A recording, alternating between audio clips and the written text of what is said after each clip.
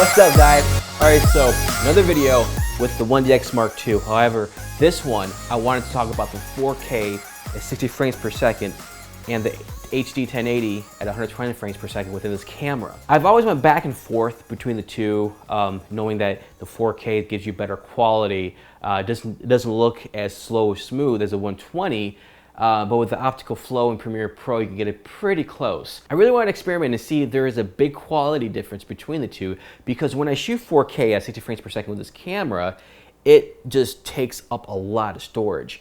And so if I can prevent that, especially for YouTube videos, then I can just use the 120 at 1080. So with that said, I just put together a video so I can kind of just mainly for myself too. How does it look? What's the quality like? And if I export at the full render quality and with YouTube taking the compression out to the minimum, how does it look on YouTube?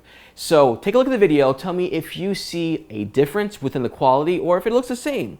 Leave your comments below and let me know, just out of curiosity. But besides that, my friends, enjoy the video and I'll catch you guys in the next one.